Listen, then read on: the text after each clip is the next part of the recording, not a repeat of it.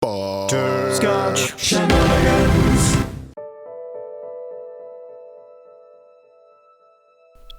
Hey everybody, this is Sam from Butterscotch Shenanigans, and today we're going to build yet another level. Except this time, we're going to build a teaching level. How does one teach a player how to do something? What are the foundational pillars of getting someone to learn, and also not getting them to give up? That's what we're going to explore just a little bit today, using this fancy Electro Grappler.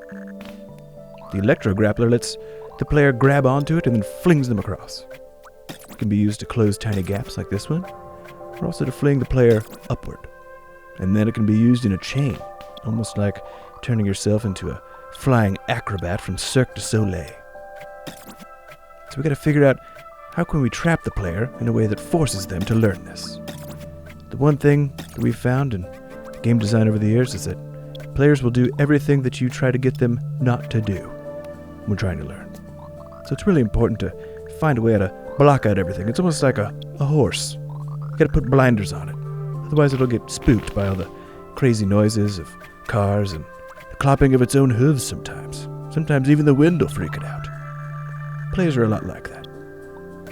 You gotta get those blinders on there so that they can focus and have a real good time.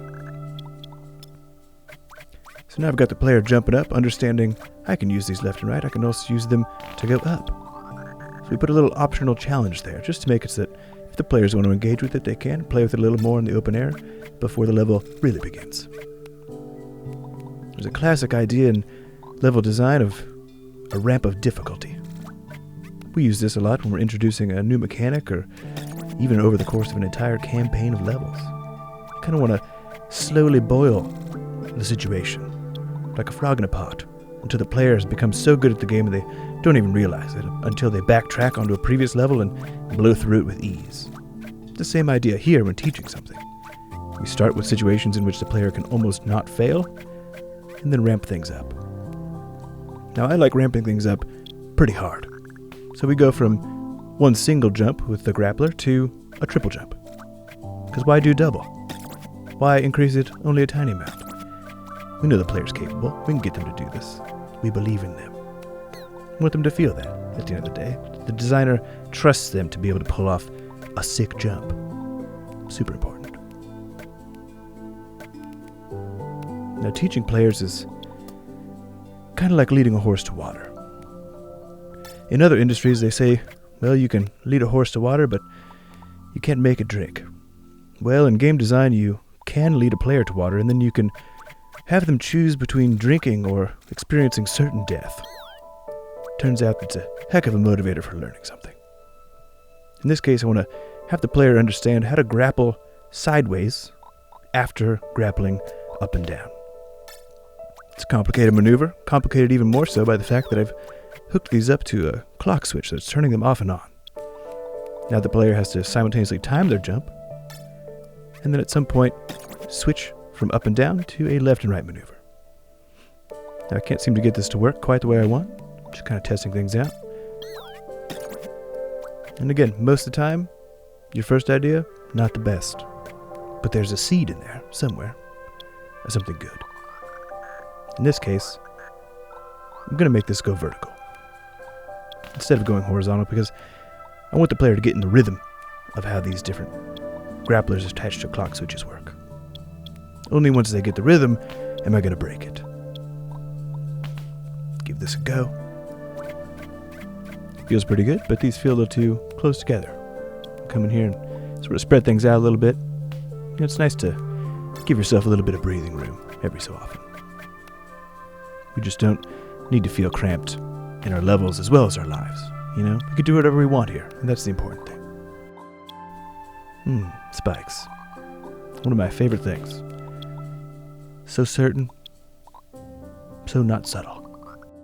I want the player to be able to pull up off of the ground here instead of having to jump, just to make it a little bit more easy and slick.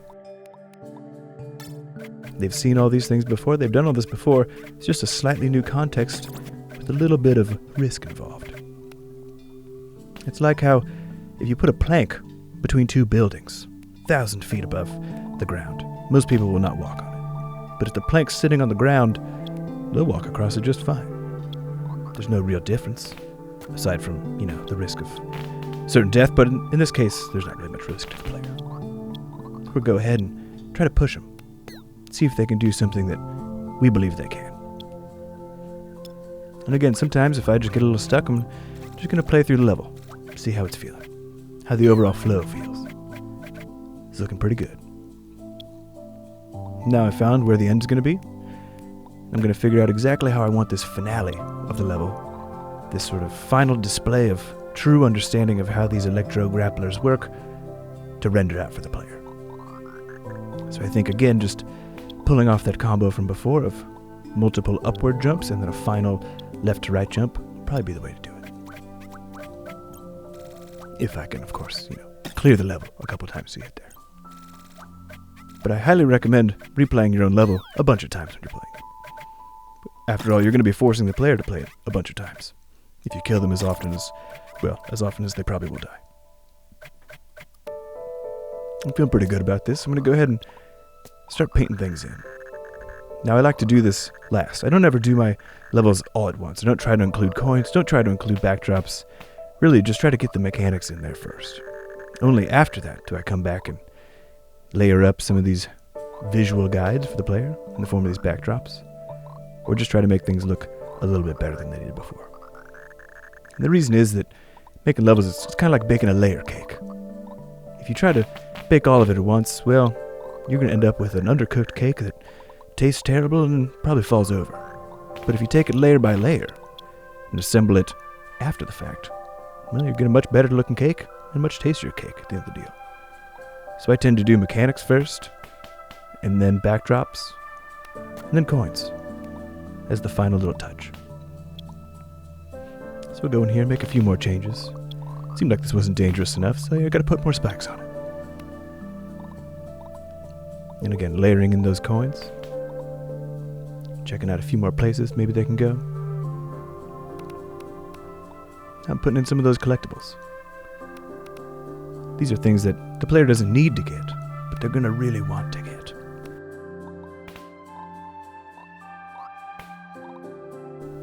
Coins are the best stand-in for that sort of thing.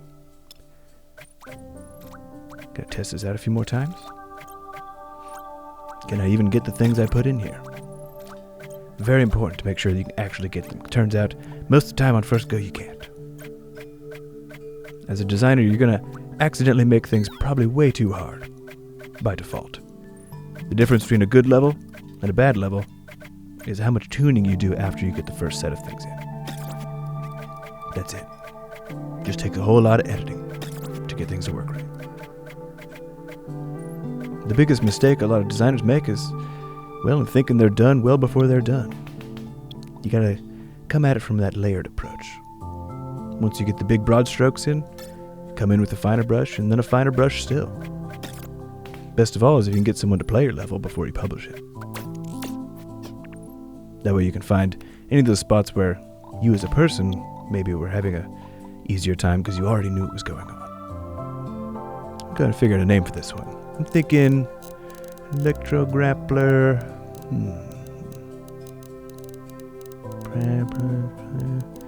No, these aren't sounding right. Huh, that looks good. No, yeah, well, yeah, no, yeah. Electro Grappler Shenanigans. Sounds like a good studio name. Maybe I should think about that. Give it one last go before I, decide to ship it out. Turns out this jump, super hard. Don't know how I was just hitting it without any issue before. Turns out I missed a block there.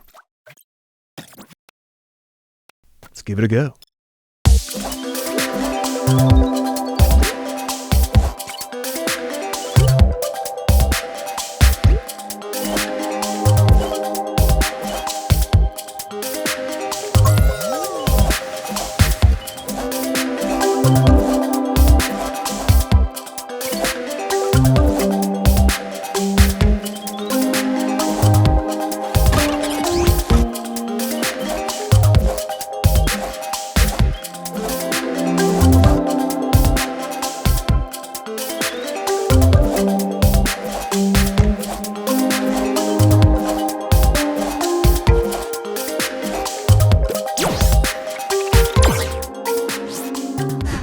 Thanks for joining me today, and Levelhead just announced to be entering into Steam Early Access in April.